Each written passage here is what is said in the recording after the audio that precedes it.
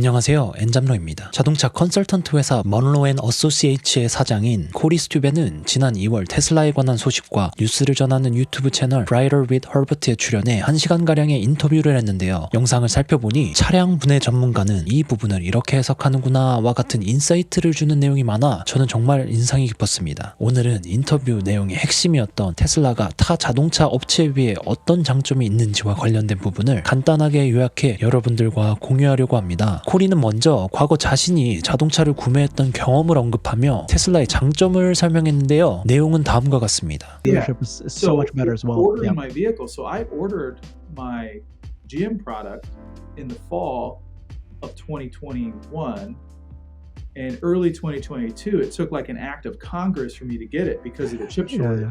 It's who you know. I knew someone at GM. I had a phone call, and they moved my order up.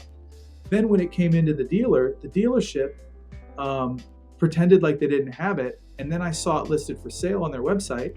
So I tried to buy it off the website, my VIN number, which I ordered. And then I got a phone call from the dealer, and they're like, oh, hey, your vehicle's in. So only after I tried to buy it off their website, they called me and said, oh, your vehicle's in. And it was a horrible experience, but my buying process was so much easier with Teslas. And cutting out all of that, I think Sandy and I talked about this. We get a magazine called Crane's Business. It's Detroit business. And we noticed a lot of the top businesses in the state are like for revenue are car dealerships.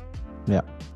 Like, I'm not going to name them by name, but all of them, it's like, oh, Suburban, LaFontaine, billion dollars. Where does that money come from? That gets sliced out of that transaction. So by eliminating the dealership network, where does that savings go? Some goes back to the organization, Tesla, but some gets sent back down to the consumer, because you'll end up getting more car.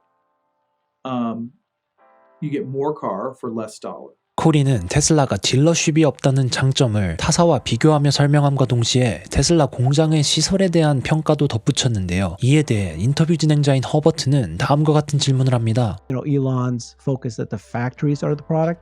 How do you guys interpret that? I've got my interpretation, others have as well, but I'm curious to hear what you guys think when you hear the factories are the product. 이에 코리는 다음과 같이 대답합니다. So we were not impressed at all when we first saw the Model 3. Right. Particularly because the complexity of the body. And our first Model 3 actually had 3 different types of manufacturing methodologies on the outer door ring. So to have 3 different types of manufacturing methodology on the door ring was asinine. And, so the things that were easy, Tesla was struggling at. The things that were hard, Tesla was excelling at. So it's difficult to create that highly integrated EV architecture.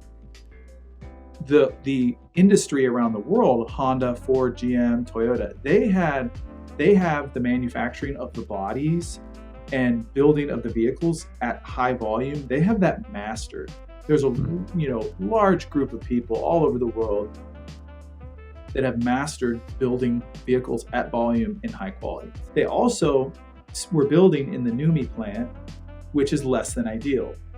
When you're building in a plant that was set up to build the Toyota Matrix and the Pontiac Vibe, I think that's what was built there. You're starting at a disadvantage. The paint shop is not built based on your vehicle. The body shop's not built or laid out based on your vehicle.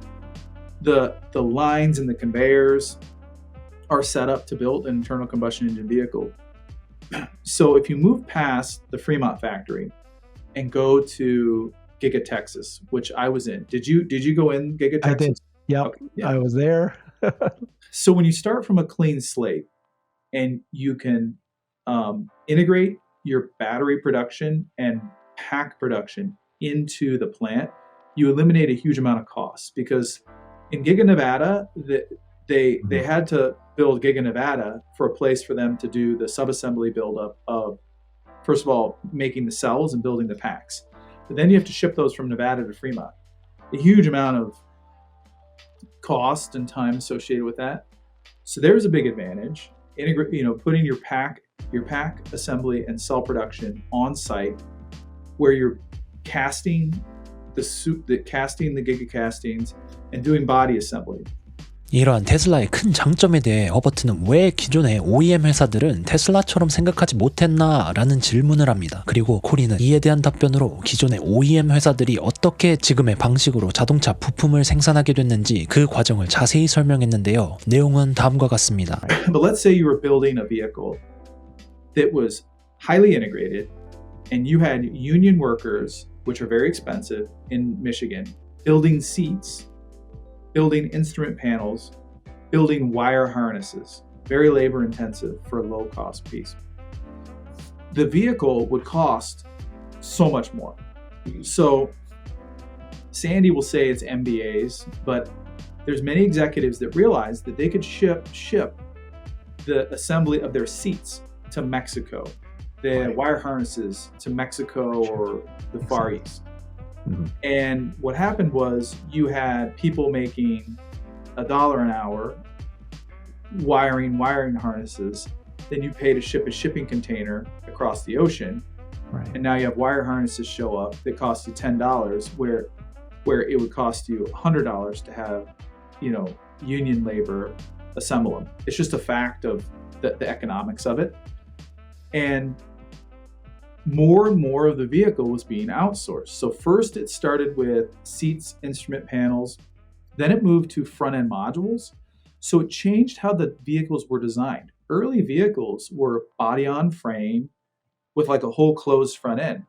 But then they realized is if you take that front end of the vehicle off and create it as a module, front-end module, now it's a big, large steel or magnesium module. Then you can put the radiator and the condenser in it and the fans and the fascia and the bumper. Now that can be built out. Then the body shop used to stamp all the parts in the plant and put it together.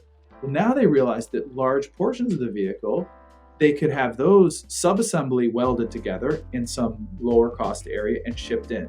So now they're not even stamping the whole body. So what happens is on paper, you start to look like a hero. Because you've cut costs incredibly. 코리는 이러한 기존 OEM 회사의 비용 절감은 한 가지 중요한 문제점을 야기했다고 설명하며 다음과 같이 말합니다. The one thing that OEMs failed to realize is when you rely on your suppliers now to do these parts, how do they make money?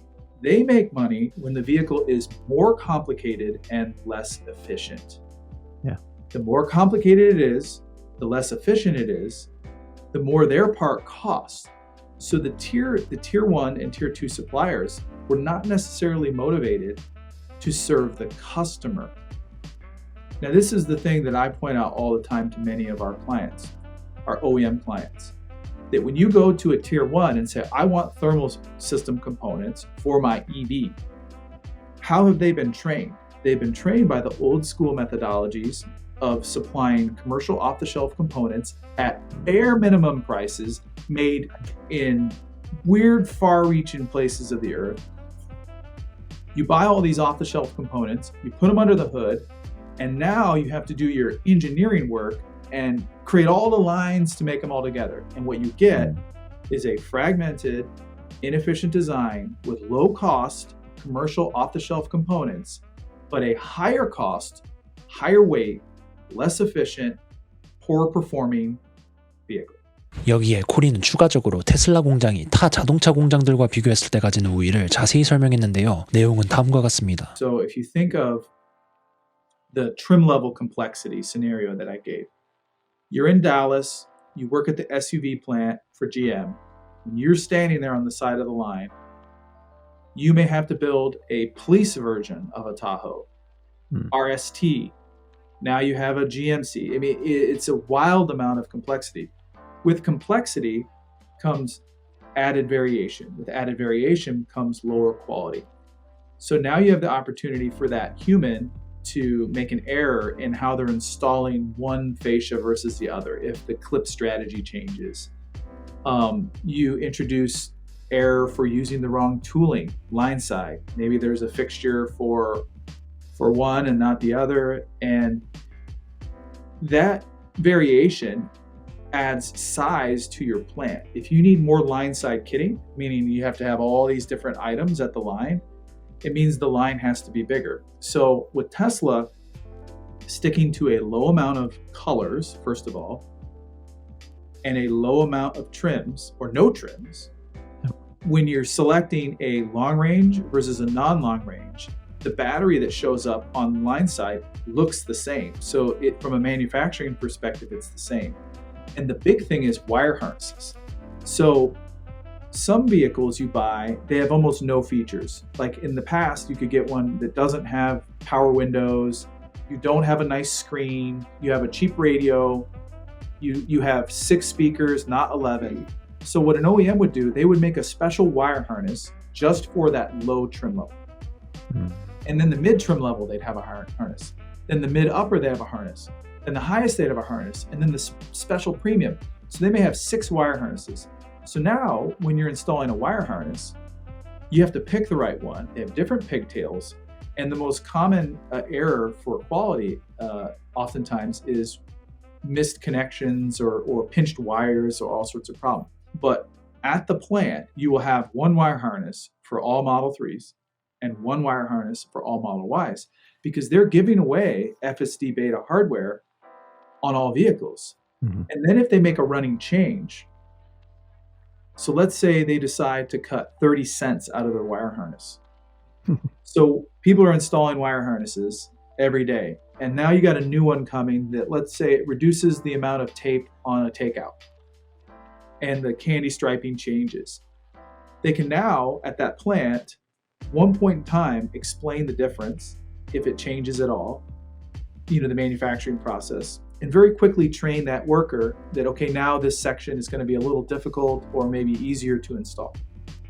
And then from that point on, you can track that improvement in cost or weight or whatever. And that's why I think Tesla's able to make more iterative changes, because once they make an iterative change, it doesn't cascade into 7 different trim levels. It cascades into everything. 이처럼 복잡도가 낮아 지속적인 변화에도 빠르게 대응할 수 있다는 점은 제가 생각하기에도 테슬라의 큰 장점 중 하나인 것 같습니다. 오늘은 차량 분해 전문가 코리스튜벤의 관점에서 살펴본 테슬라의 진짜 장점들에 대해 자세히 알아보았습니다. 테슬라가 앞으로 얼마나 더 기술적인 혁신을 보여줄지는 모르겠지만 현 시점에서 타 자동차 회사에 비해 우위를 가지고 있다는 것은 확실해 보입니다. 여러분들의 생각은 어떠신가요? 항상 감사드리고요. 영상의 내용이 좋았다면 구독과 좋아요 부탁드리겠습니다. 감사합니다.